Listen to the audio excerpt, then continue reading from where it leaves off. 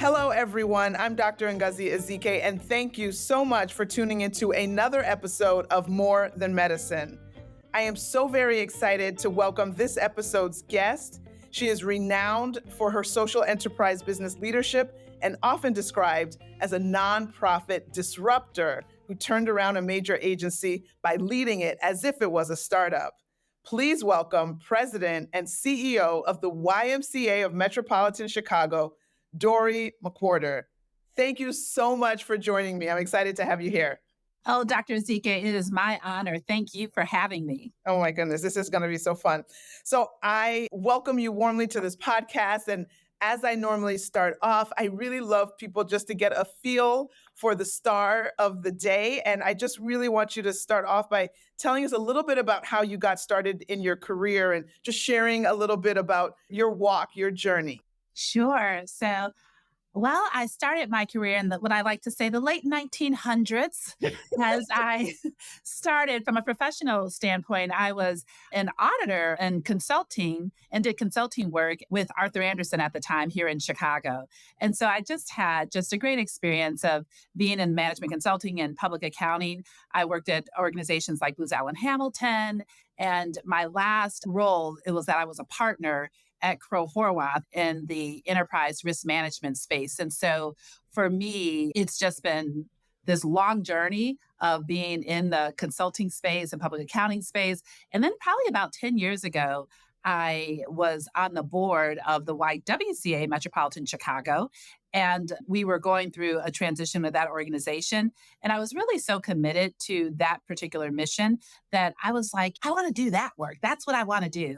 And so I threw my name in the hat and raised my hand, however you want to say. And fortunately, the board selected me as a CEO at that time. And, we had a great 8-year run. And 3 years ago, the YMCA was going through a search process as well. And I decided that I wanted to join the YMCA to really do more work.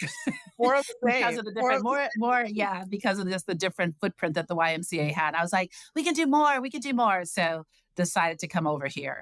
Yeah. It's incredible work. And I think in terms of the work we're doing at Sinai and the work of the YMCA, it is so aligned.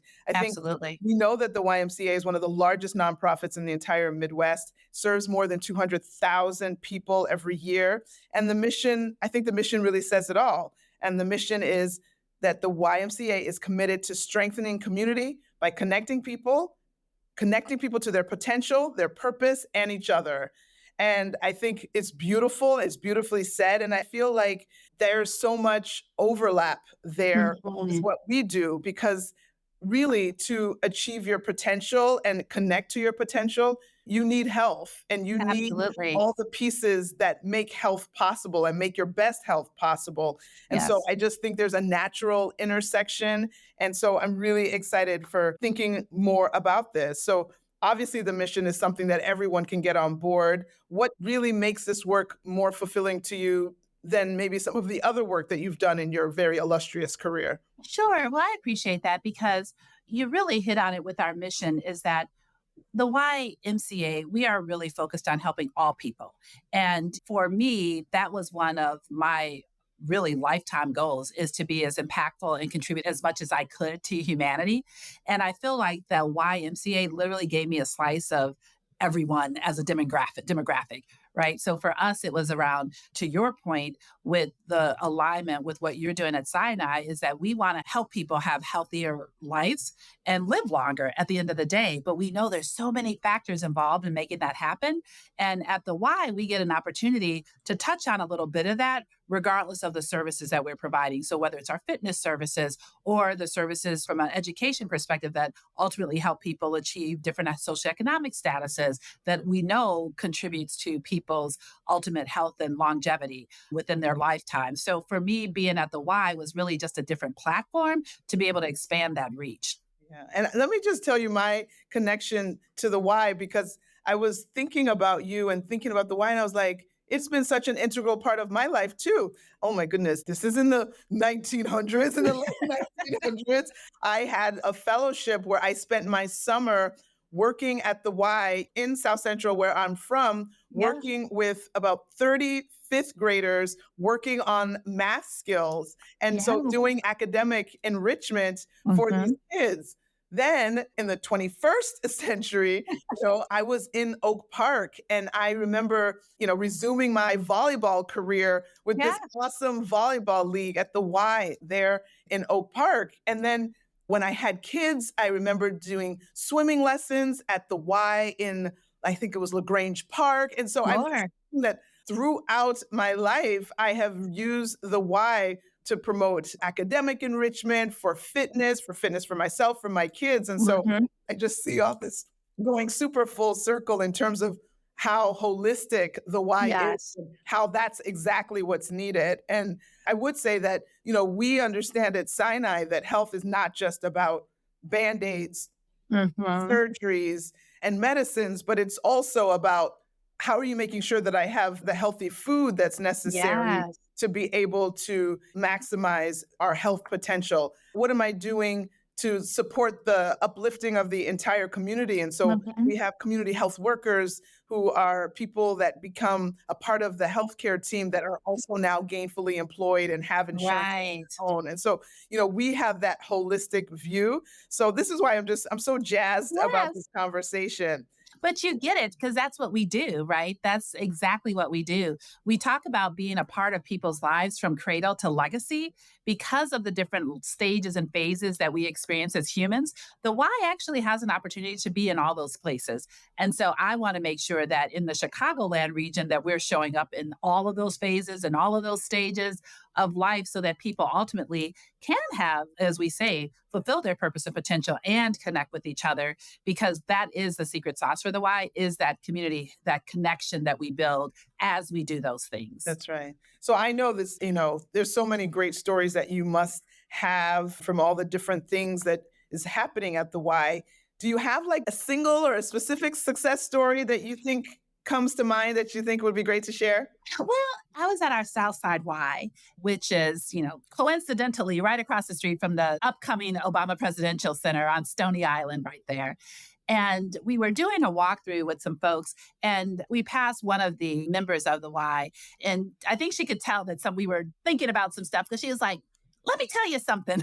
We're like, okay. And she said that her family has been a part of that Y for 4 generations. She was sitting there with her husband and her grandchild, where she was taking her grandchild to swimming lessons. And then she herself was participating in the old school hip hop boot camp class. Okay. and then Okay. and then she proceeded to say, my husband, he just had a stroke. And the poor guy is like, oh my God, what is she going to say? She's like, my husband just had a stroke. And he went in there and the doctor was talking about his milestones and how well he's doing. And he asked him, what was he doing? And she's like, I told him he goes to the Y and he walks the rocking track while we're doing this and that. So Great. that in that moment, you literally saw that multi-generational impact that the Y has because we literally do have something for everyone. But to your point, we think that the health outcomes that we can support, whether it's the fitness opportunities that folks have or just the connection that folks have, because that's the thing too. His doctor had noted that he at one point wasn't improving, but because he was literally sitting outside on the pool deck waiting for his grandchild, he met some other older gentlemen that encouraged him to start walking with them. Perfect. There's the And so it was that community. community connection that ultimately got him going. Yep. And then he had the connection as well as the benefits from then being able to do the walking track while his grandkid and wife are participating in other things. And so to me, that's what the Y does in all of our communities. Wonderful. What a beautiful example. So, another thing that your team is really focused on is growing workforce development programming. Tell us a little bit about the program. And of course, we know why this is so important. Let's get into that. Sure. So I'm actually really proud of the team that within the last couple of years, we've been able to, I would say, reignite our workforce development programming.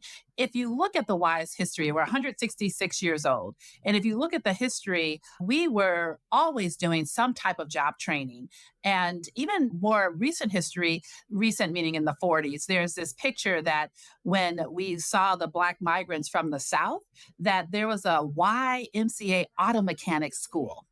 that folks were getting trained on to be auto mechanics. So the Y has always had this legacy of job training and supporting people getting into new areas for work.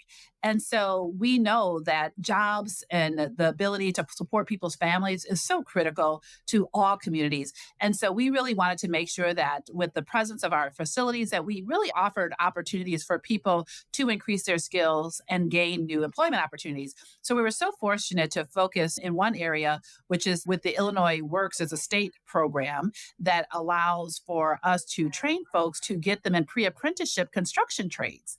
And this is so awesome because we'd go through a full programming with them. And what we saw, we've run the program at multiple sites. So, yes, at our Southside Y, but also in Naperville and also in Palatine. And what we saw when we opened up the application for a couple cohorts of about 50 folks total, we got over 500 applications. And then I was told that, the suburbs don't need these types of services. Wrong. We opened up the application in Naperville for 25 slots. We got over 200 applications. And we took the application down. And then someone showed up on our doorstep saying, hey, I really need this program and this opportunity. So, of course, we took them in because we're like, yeah, if you took that kind of moxie, we're going to include you in this program. And now what we're seeing is that people are learning new skills and trades and have access to the trades that they didn't have before.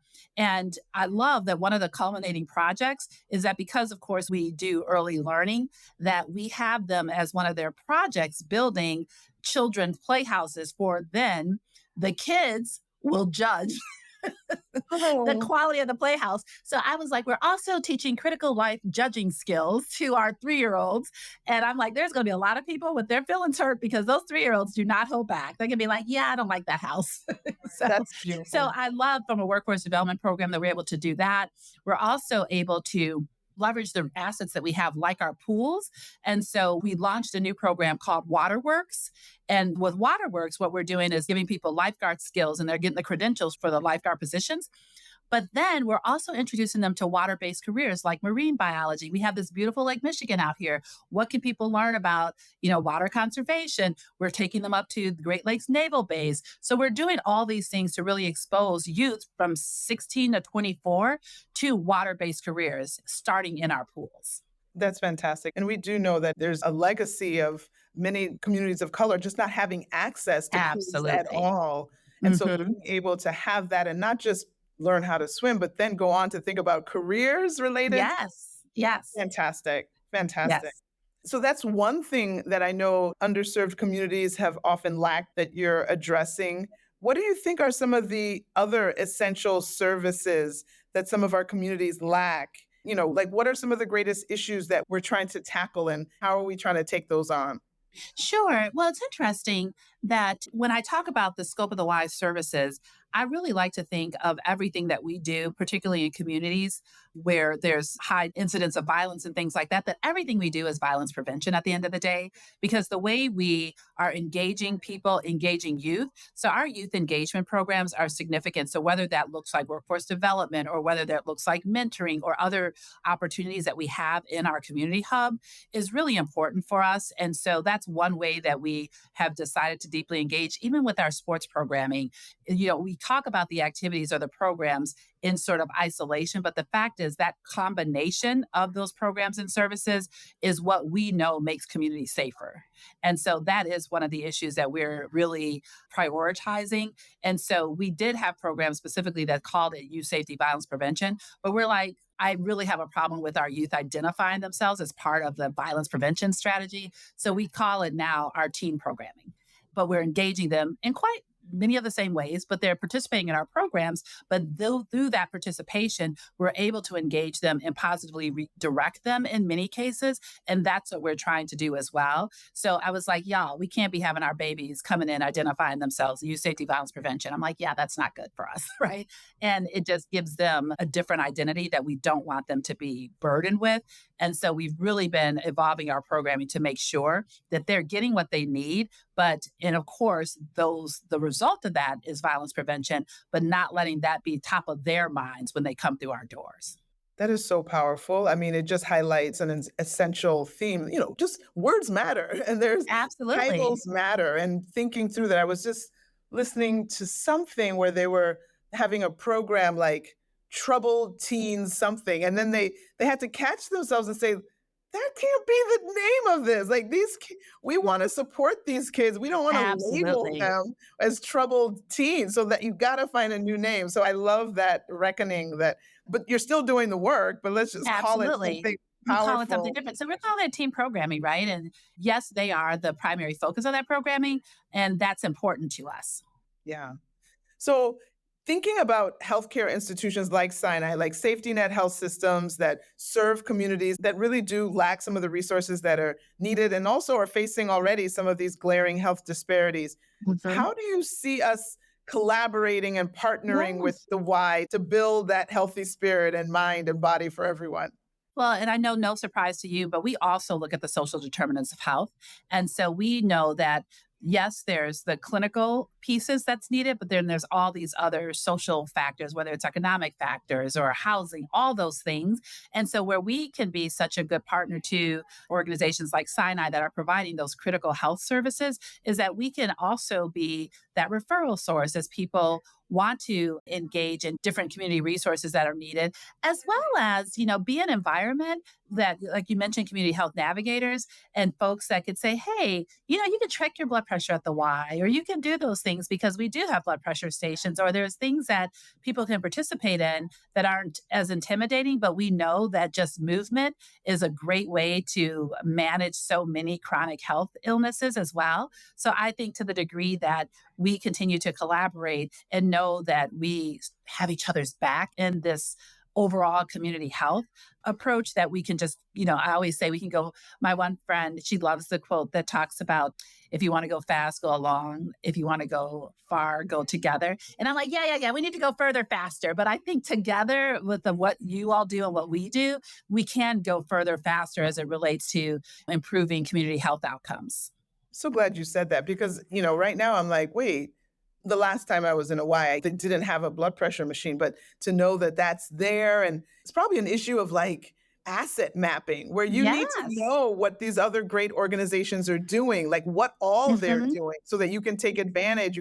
Avoid reinventing the wheel. You don't need to do something that somebody's doing down the street right there. You don't. Right, right. So really trying to like form that stronger bond so that we can have eyes on, ears on, like, oh, look what they're doing. Let me refer. Like we've got to Mhm. make those connections as tight as possible. And I think we definitely have more work to do with that and understanding what all of our partners are doing so that we can take advantage and really partner as strongly as possible. Sure. One area that I'm talking to my team more and more about is that we have these wonderful pool assets that sometimes have a lot of availability during the day or during non-peak hours. How do we use those for different aqua therapies or different modalities that we know that water not only is a healing source for folks, but can also be easy on the limbs, right? As people are going through rehab and things like that. So I want to make sure, to your point, as you're looking at asset mapping, that people understand that we have pools, we have other different piece of equipment so that people can continue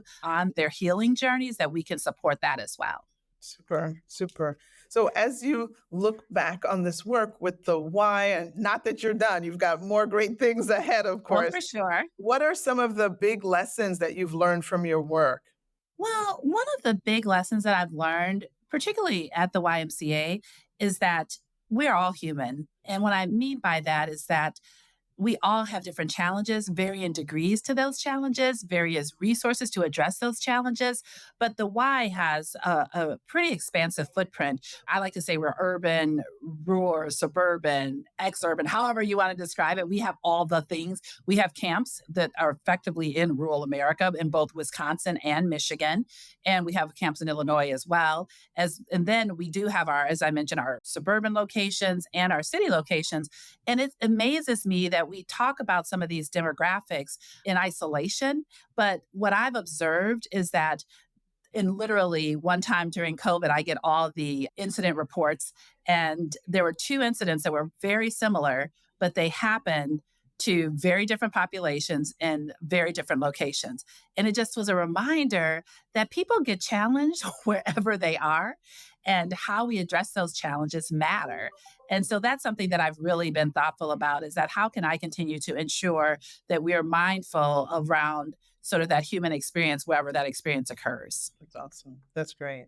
So as you do this great work, obviously, anytime somebody walks in there, whether they're using the walking track or checking blood pressure or learning how to swim, like that's a success. So the why is just an ongoing success every day. What do you look for? Like, how do you define success and how do you measure progress and where exactly are you trying to Yeah. go? Well, one of the things, we actually want to see communities transform for the better. And we know that all communities have an opportunity to literally be better, whether we measure that by the life expectancy. For example, we're looking at how we're partnering on the West Side with other health organizations to look at the life expectancy on the West Side because we know that it's 13 years shorter than the life expectancy for downtown. So I want to look at some of these larger community markers like longevity, like other health outcomes, like violence, all of those things that we can really demonstrate that by the why being present, that we've impacted people's lives in a positive way. Because again, we see this fortuitous cycle that if we strengthen the community and strengthen the individuals, the communities continue to strengthen those individuals and those individuals continue to strengthen those communities. And so we want to make sure that we have the right markers in place to demonstrate that that's in fact happening. So as the why is trying to ensure that all of this is happening, I guess it's taking on this transformational journey. So where exactly are we going next and what are you continuing to look forward to adding or growing? Well, one of the things that, and you mentioned it earlier, it is collaboration. The why is, we consider ourselves a community hub. And so if that's the case, the hub means we don't do everything. The hub means that we understand what else is happening in the community, that we can then partner with those folks and connect people with the right resources, but also collaborate with folks to say, hey, how can us coming together give more to this community, make this community better together? And so that's where I'm really looking to do next is really lean into the fact that, I think the Chicago is the center of the universe. I said it. I said it. And because of that, how do we collaborate with all the great assets like a Sinai, all the great, wonderful people like Dr. Ezike? How do we make sure that we're really optimizing that collaboration that when we look back or somebody looks back 50, 100 years from now, they could be like, wow, they did that, right? Like I'm looking to make sure that we actually make the city better. We make Chicagoland, the region better because we were here at the same time in this same space, really leaning into how do we improve and transform communities for everyone. Amen. Yes, we can do it, Dr. Zike. No, and I just hear the hope and the hopefulness, and I know that that's your foundation. So tell me about that hope and why you're so hopeful for the future and why you know that these disparities that we see, whether it's life expectancy or some of these other inequities, that we definitely are on the path to solving them. Yeah, well, I have to say, first of all, knowing people like you exist and seeing what you have done throughout your career gives me a lot of hope because I feel like we have the right people in the right places to get some things done.